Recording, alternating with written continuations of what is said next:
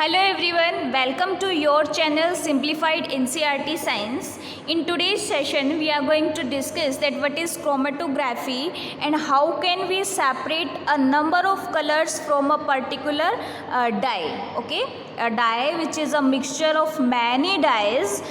How can we separate that all the components of a dye we are going to discuss in this session. So first of all, we will see what is chromatography. Chromatography is the technique for the separation, purification and testing of the compound. Separate करने के लिए use करते हैं components को, purify करने के लिए use करते हैं और कंपाउंड्स की टेस्टिंग के लिए हम इसको यूज़ करते हैं. The term chromatography is derived from Greek word. It is derived from Greek word. Chroma means color. Chroma means color and graphene means to write. Means in this technique colors will write. How can color write? Colors will draw a pattern and by observing that pattern we will get all the components from a single liquid. Okay. So is the dye in black ink is a single color? The question is the dye, whatever may be the dye, suppose it is black ink, ठीक है, is this a single color or it is a mixture of different colors? We can find out, we can test by the process of chromatography. How we do it? Let's see. Let's see the principle of chromatography. On what principle this chromatography technique works? Chromatography is a separation method where the analyte मतलब जिसको हमें analyse करना है, यानी कि यहाँ पर analyte कौन है, जो ब्लैक इंक हमें दी गई है, is combined with in a liquid और गैसियस मोबाइल फेज. हम यहाँ पर लिक्विड मोबाइल फेज लेंगे. मोबाइल फेज मतलब जो मूव करेगी फेज. कैसे मूव करेगी अभी डिस्कस करेंगे. Which is pumped through a stationary phase. यानी कि हमारे पास दो तरह की फेज हो गई, मोबाइल फेज और स्टेशनरी फेज. एक फेज जो है वो हाइड्रोफिलिक होती है, यानी कि water loving. Hydro means water, फिली मतलब लविंग, यानी कि वाटर लविंग होती है, यानी कि वाटर में रिटेन करती है. And the other is lipophilic. Lipo मतलब फैट, फिलिक मतलब लविंग, यानी कि जो फैट लविंग होती है, यानी कि फैटी जो सब्सटेंसेस हैं उनमें डिजोल्व हो जाती है. The components of the analyte interact differently with these two phases. अब दो फेज है और जो भी हमने एनालाइट लिया है, यानी कि यहाँ पे क्या लिया है, ब्लैक इंक ली है, वो दोनों ही फेजेस के साथ, मोबाइल फेज और स्टेशनरी फेज के साथ अलग अलग तरह से इंटरेक्ट करती है. अब depending on their polarity, polarity मतलब उनका नेचर कैसा है, पोलर नेचर है या नॉन पोलर नेचर है. पोलर नेचर कब कहते हैं, जब वो हाइड्रोफिलिक होता है, और नॉन पोलर नेचर कब कहते हैं, जब वो फैट लविंग होता है, यानी कि लाइपोफिलिक होता है. तो डिपेंडिंग अपॉन देयर पोलैरिटी, कि उनका नेचर कैसा है, वो पोलर है या नॉन पोलर सब्सटेंस हैं, दे स्पेंड मोर और लेस टाइम. अगर नॉन पोलर है तो लाइपोफिलिक होगा, लाइपोफिलिक स्टेज में ज़्यादा टाइम स्पेंड करेगा, और अगर हाइड्रोफिलिक है तो वाटर में ज़्यादा टाइम स्पेंड करेगा. Interacting with the stationary phase, और स्टेशनरी फेज के साथ वो उतना ही इंटरेक्ट करेंगे, मोर और लेस डिपेंडिंग कि वो उसमें डिजोल्व हो रहे हैं या नहीं हो रहे हैं. एंड आर दस रिटार्डेड. रिटार्डेड मतलब सपोज करो इनको यहाँ तक मूव करना था एक पेपर पर, तो वो यहीं तक मूव कर पाएंगे, ठीक है. रिटार्डेड टू अ ग्रेटर और लेसर एक्सटेंट. ग्रेटर भी हो सकते हैं और लेसर एक्सटेंट तक भी हो सकते हैं. This leads to the separation of the different components present in the sample. हर सैंपल का जो कंपोनेंट है वो इल्यूट कर जाएगा स्टेशनरी फेज से स्पेसिफिक टाइम पे, और वो स्पेसिफिक टाइम क्या होगा, रिटेंशन टाइम, यानी कि वो कितनी देर तक उस लिक्विड के साथ बाउंड रहता है, ठीक है. इसकी प्रोसीजर से हमें प्रिंसिपल और क्लियर हो जाएगा. Let's see the procedure.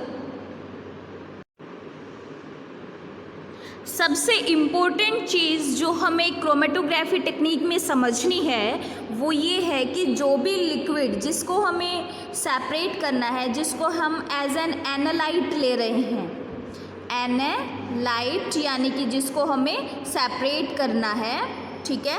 यहाँ पर हमें एनालाइट क्या दिया गया है, ब्लैक इंक, ठीक है।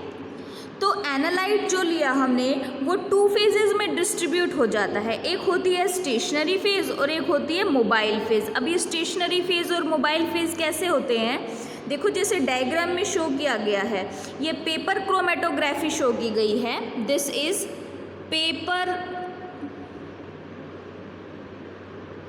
क्रोमेटोग्राफी, ठीक है।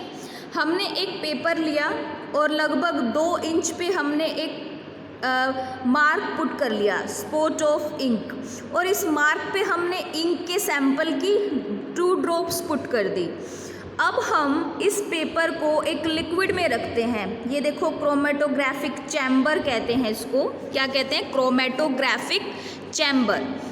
अब इस चैम्बर में ये ग्लास से बना हुआ चैम्बर है और इसमें हमने नीचे ये देखो ब्लू कलर से जो शो किया गया है दैट इज़ वाटर ले लिया हमने इसके अंदर, और इस पेपर को यहाँ ग्लास रोड से हैंग कर दिया। अब पेपर क्लिप्स के थ्रू, और जब हम हैंग करते हैं तो ये पेपर जो है इस वाटर को टच कर रहा है। अब पेपर में छोटे छोटे पोर्स होते हैं और पोर्स से एक कैपिलरी एक्शन प्रोड्यूस होगा। कैपिलरी एक्शन क्या होता है, जो वो पेपर के अंदर छोटे छोटे पोर्स होंगे ना, ये मिलकर एक ट्यूब लाइक स्ट्रक्चर बना देंगे, यानी कि कोई वाटर जो है यहाँ से राइज करना शुरू किया तो इस डॉट इस पोर तक पहुँच गया, फिर इस पोर तक पहुँच गया, फिर इस पोर तक पहुँच गया, फिर यहाँ तक पहुँच गया। तो इस तरह से वाटर जो है वो अपवर्ड डायरेक्शन में राइज करता है पोर्स के थ्रू, उसे हम बोलते हैं कैपिलरी एक्शन। तो कैपिलरी एक्शन के थ्रू वाटर जो है वो पेपर पे मूव करेगा। ये स्ट्रिप ऑफ फिल्टर पेपर यहाँ शो किया हुआ है ना, इस पेपर पे मूव करना शुरू करेगा। अब अगर पेपर वाटर मूव कर रहा है तो इस डॉट के अंदर, इस ब्लैक इंक के अंदर जो भी कंपोनेंट हैं वो भी वाटर में डिज़ोल्व होकर और मूव करना शुरू करेंगे। तो जिसकी जितनी सॉल्युबिलिटी है, मान लो इसमें एक कंपोनेंट है वो कम सॉल्युबल है तो वो यहीं तक मूव कर पाएगा। इसके अंदर कोई एक कंपोनेंट है जो थोड़ा सा ज़्यादा सॉल्युबल है वाटर में, वो यहाँ तक मूव कर जाएगा, जो और ज़्यादा है वो यहाँ तक मूव कर जाएगा। तो डिपेंडिंग अपॉन देयर सॉल्युबिलिटी, इसी को हम रिटेंशन टाइम कहते हैं, ठीक है। तो डिपेंडिंग अपॉन देयर सॉल्युबिलिटी कि इसकी किस कंपोनेंट की वाटर में कितनी सॉल्युबिलिटी है, वो उतनी ही दूरी तक मूव करता है पेपर के ऊपर, ठीक है। उसके बाद क्या होगा,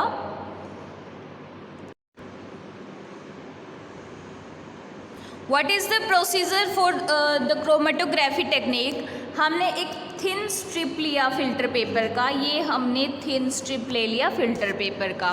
अब हमने इसके ऊपर नियर अबाउट 3 सेंटीमीटर पे एक using a pencil we draw a line और 3 centimetre above the lower edge. ये लोअर एज हो गया इसका, इसको हमने एक क्रोमेटोग्राफिक चैम्बर में क्लिप्स के थ्रू यहाँ हैंग किया है, ठीक है।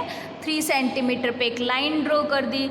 लाइन के ऊपर हमने जो ब्लैक दिया है हमें, ब्लैक इंक और डाई, उसको हमने पुट कर दिया यहाँ, put a small drop of ink, ठीक है। यहाँ पर हमने फाउंटेन पेन से जो सेंटर है लाइन का वहाँ पर मार्क करके और हमने इंक पुट कर दी है।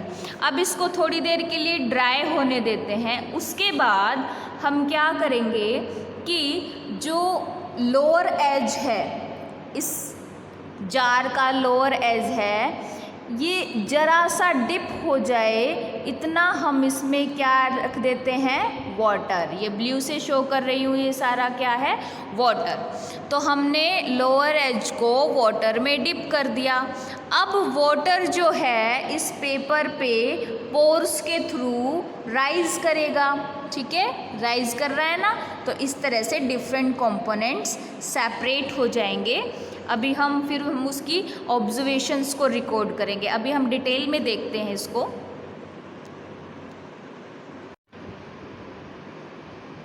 यहाँ देखो पेपर क्रोमेटोग्राफी शो की गई है, हमने इंक स्पॉट लिया था, तो यहाँ पे क्या होता है, हमने इस पेपर के एंड को रखा, तो ये जो ब्लैक देखो ब्लैक डॉट है, ये तो वो ब्लैक इंक है जो हमने पुट की थी, लेकिन इस ब्लैक इंक में देखो इतने सारे कलर्स के कंपोनेंट थे, येलो था, पिंक है, ऑरेंज है, ब्लू है, मेजेंटा है, ठीक है, डिफरेंट टाइप के जो कलर्स हैं इसमें वो इसके अंदर प्रेजेंट थे। तो देखो जो कंपोनेंट जितना सॉल्युबल है, अब ये इतना ही सॉल्युबल था तो यहाँ तक मूव किया, ब्लू वाले की सॉल्युबिलिटी थोड़ी सी ज़्यादा थी, यहाँ तक मूव कर गया, इसकी थोड़ी सी इतनी थी, ये जितनी इनकी वाटर के अंदर सॉल्युबिलिटी है, देखो ये ब्लू तो यहाँ तक शो किया, यानी वाटर तो यहाँ तक मूव किया है, अब जिसकी जितनी सॉल्युबिलिटी हुई वो वहाँ तक मूव कर गया इसके साथ, इसीलिए इसको कहते हैं chromatography. Colour to right, different colours जो हैं वो अपने आप को लिखकर शो कर रहे हैं कि हमारी कितनी सॉल्युबिलिटी है,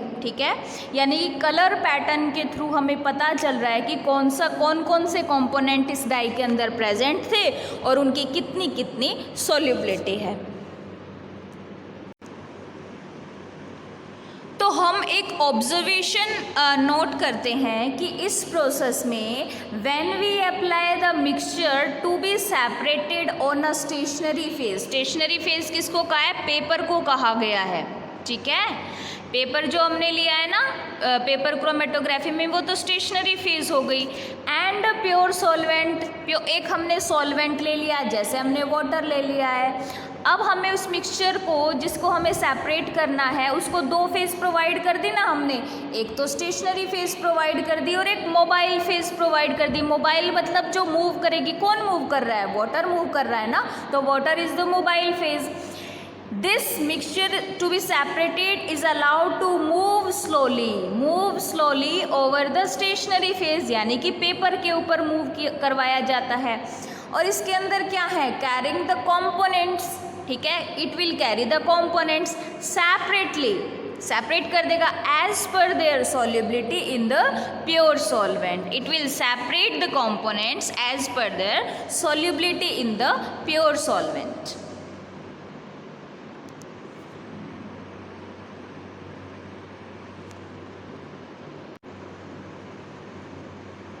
You may have a question that what is the application of chromatography? Chromatography technique जो है उसका एप्लीकेशन क्या है, हम उसको कहाँ कहाँ यूज़ करेंगे। तो पहला एप्लीकेशन तो यही हो गया कि हमें अगर कोई डाई दी है तो उसके कंपोनेंट्स को हम सेपरेट कर सकते हैं डिफरेंट कलर्स में, यानी कि हम पता लगा सकते हैं कि कोई पर्टिकुलर डाई किन किन डाइज़ के मिक्सचर से बनी है, ठीक है। दूसरा काम हम कर सकते हैं कि तुमने देखा होगा लेबोरेटरीज़ में जब हम डोप टेस्ट करते हैं, डोपिंग के टेस्ट किए जाते हैं ना, कि किसी एथलीट ने कोई ड्रग कंज्यूम किया है या नहीं, तो हम उसका ब्लड सैंपल लेते हैं, तो ब्लड में अगर कोई ड्रग डिज़ोल्व है तो वो ड्रग जो है सेपरेट कर ली जाती है ब्लड से, वो भी क्रोमेटोग्राफी टेक्निक के थ्रू ही होती है, क्योंकि blood is a red coloured component, ठीक है, ब्लड रेड कलर्ड होता है, ठीक है, तो वो ड्रग को उससे सेपरेट कर सकते हैं हम क्रोमेटोग्राफी से। थर्ड एप्लीकेशन है to separate the pigments from natural colours. Natural colour हो गया जैसे स्पिनच है, स्पिनच का एक्सट्रैक्ट हमने बना लिया, या फिर हमने कैरेट का एक्सट्रैक्ट बना लिया, या हमने चुकंदर का एक्सट्रैक्ट बना लिया, इसी तरह हल्दी है टर्मेरिक का एक्सट्रैक्ट बना लिया, उसमें कौन कौन से डिफरेंट पिगमेंट्स हैं, ठीक है, उनका कलर किस वजह से है, डिफरेंट पिगमेंट्स होते हैं उनमें, एंथोसाइनिन है, ज़ैंथोफिल है, डिफरेंट टाइप के कंपोनेंट्स होते हैं, उनको हम नेचुरल कलर से सेपरेट करने के लिए क्रोमेटोग्राफी टेक्निक का यूज़ करते हैं। तो these are the 3 applications are given here, okay, these are the applications of chromatography.